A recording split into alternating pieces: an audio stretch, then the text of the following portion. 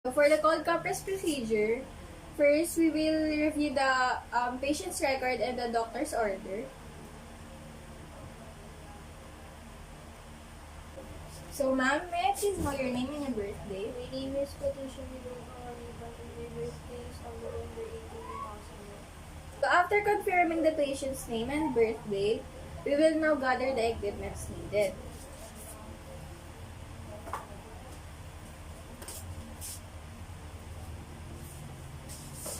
So I'm done putting the ice inside of the ice pack. Now we will get some cloth or the waterproof pad and put on the under the injured Arm. under I want Under to the affected area. Saan ako nag-stop? Injured area. So Under. So now I will ulit. 1, 2, 3, go. I already put some ice inside of the ice pack. Now we will get the waterproof pad and put it under the injured part of the patient.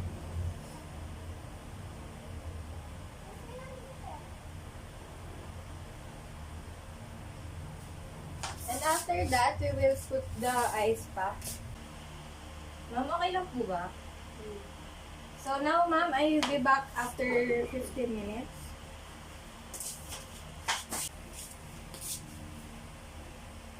So ma'am, I'll be removing this.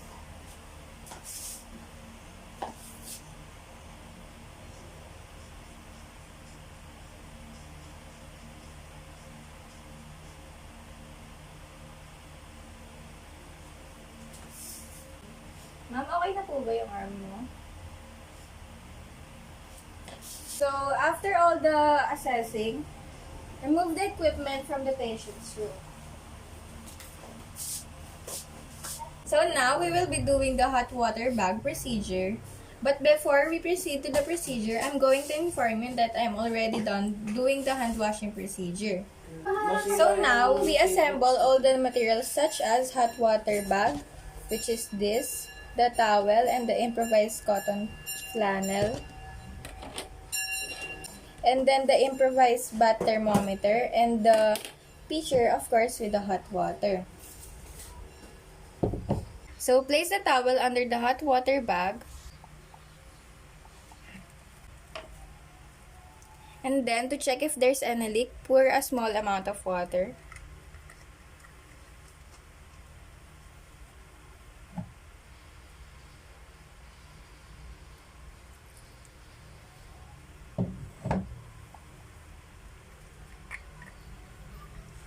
And then cover it. After covering it, turn the bag upside down to prevent accidental burns. So now we will measure the temperature of hot water using improvised bath thermometer by putting it inside the pitcher.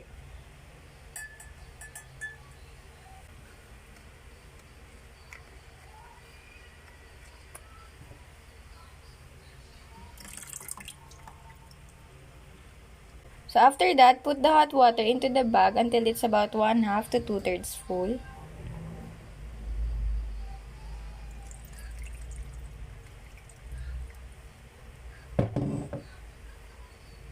Expel air from bag because the air interferes heat condition. So make sure to lay it on a flat surface.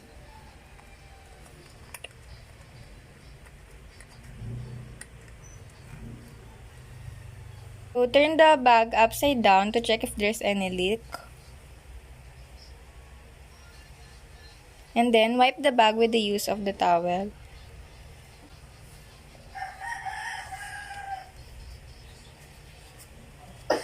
So now place the improvised cotton flannel under the heat pack.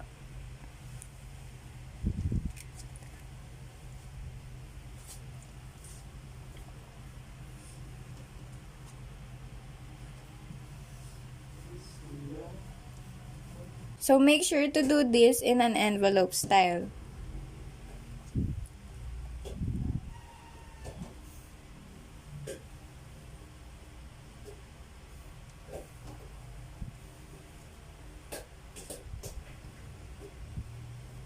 After wrapping the bag into an envelope style, bring it now to the client. So now, introduce yourself and explain the procedure to the client. So ma'am, I'm your nurse for today, Izabela. So ma'am, I'll be performing the hot compress application. So place the bag onto the affected area, which is the arm. And then apply it not more than 30 minutes, and then check it after 5 minutes. So recheck it after 15 minutes and observe for any unusual things. So after using, remove the flannel and place it to the hamper. So place the patient affected area under the blanket. So after that, remove the lid of the bag and then drain the water to a container.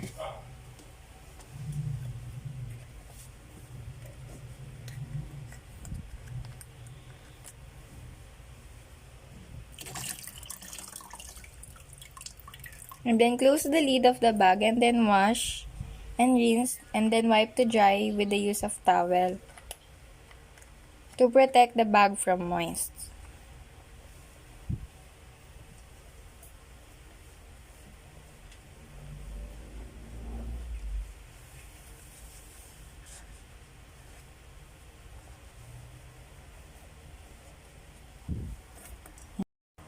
So for the tepid sponge bath, so sir, I will need to check your body temperature.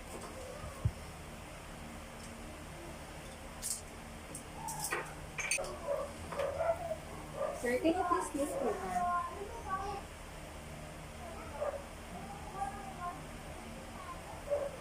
So wait for the temperature to dip. Sir, your temperature is a bit high. It's 39.3. After checking that patient's temperature, I will now check the doctor's order. So after checking the doctor's order, I will now gather the equipment needed.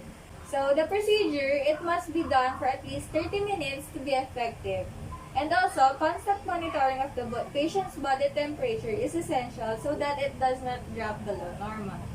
So after I perform the hand washing procedure, I put the gloves to prevent the spread of microorganisms. So now we will cover our patients with the bath blanket.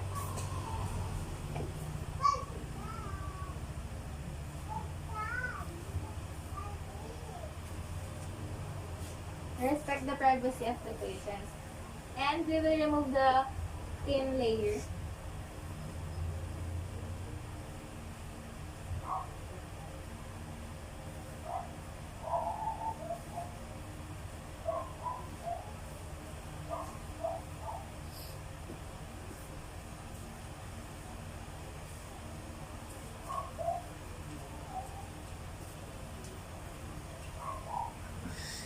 So now we will put a dry sheet under the patient's back.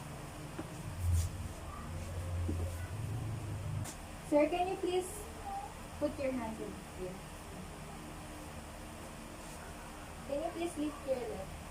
Right leg. So sir, in a count of 3, 1, 2, 3. So now we will put the rubber sheet.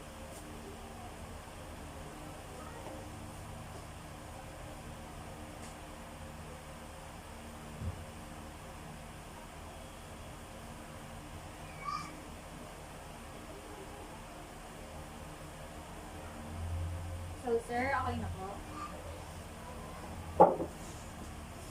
On the other side, sir.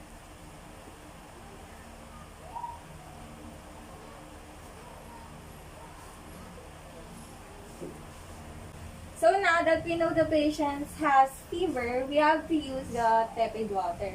So now we will put the washcloth onto the forehead of the patient.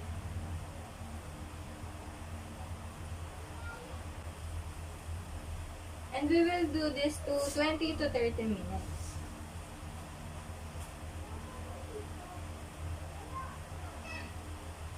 And then we will use another washcloth.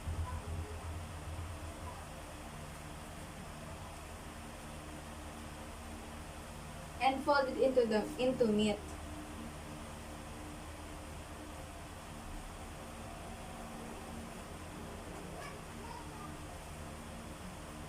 So, sir, I will start the procedure. So, start from the hands up to the axilla using the 4 different side of the meat.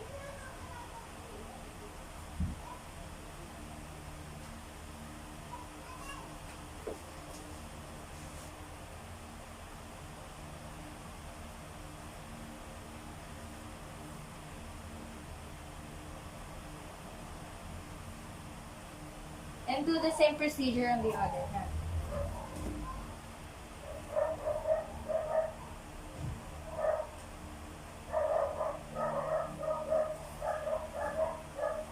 So now we will dry the arms of our patient. Sir, I will dry your arms now. And of course, do it on the other side.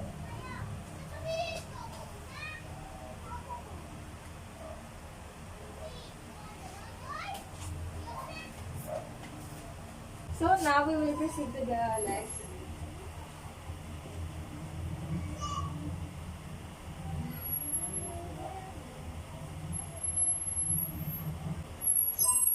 So start from the far side and then fold it into meat and start from the far side.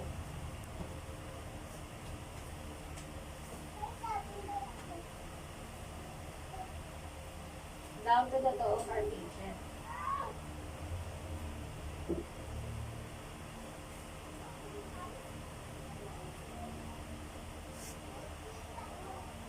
Of course, do it onto the other legs of our patient.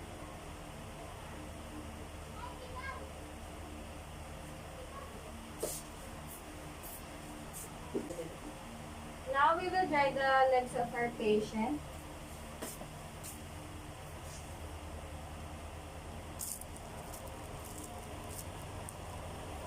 And of course on the other side.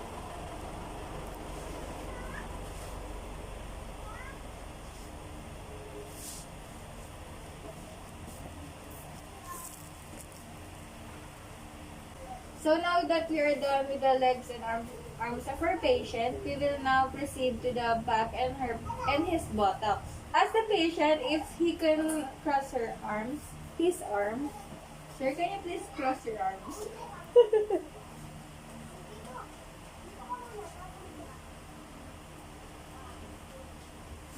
Sir, can you lift your right leg?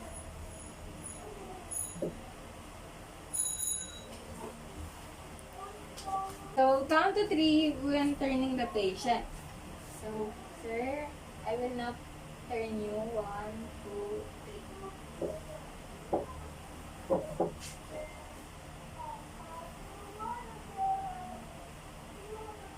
So we already put the dry towel under her back.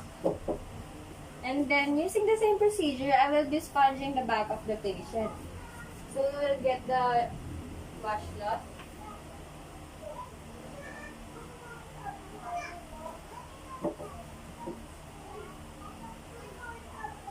And of course, fold it into meat.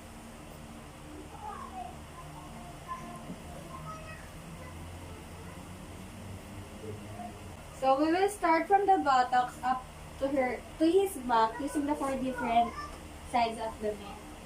So sir, can I please proceed to the procedure?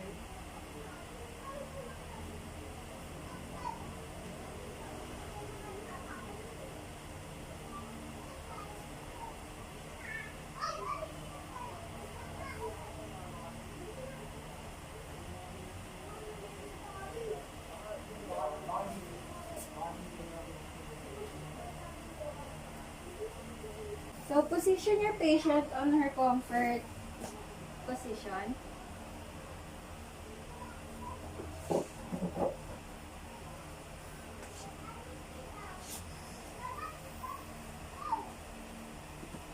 So, now we will remove the washcloth on his forehead, axilla, and the groin area.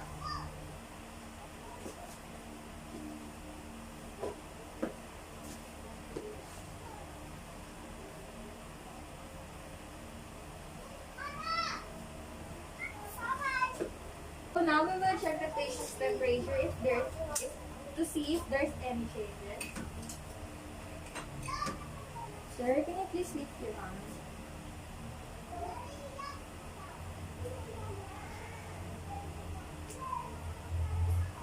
So we will wait until the thermometer is about to beep. So now we will check the patient's temperature. So now the patient's temperature is lower than before.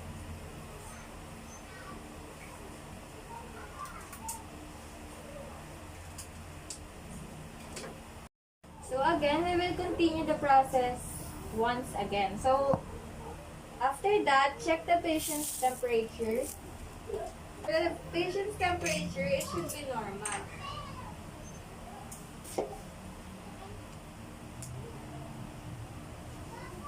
And then check the pulse rate and respiratory rate.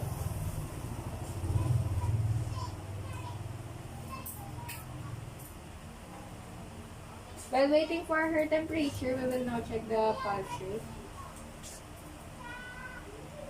And his respiratory rate.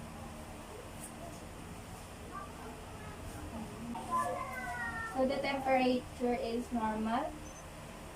And the pulse rate is also normal.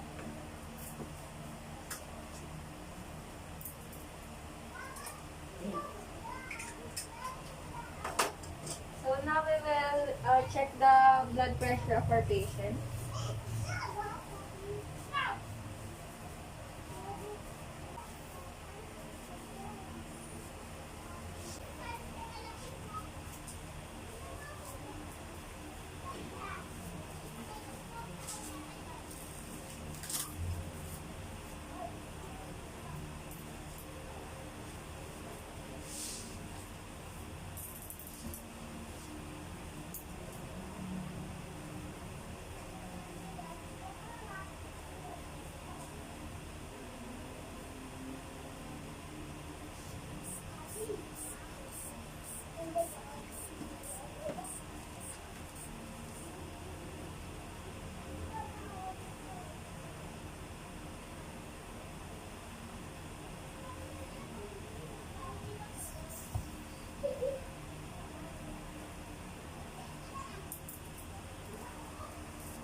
So his blood pressure is normal.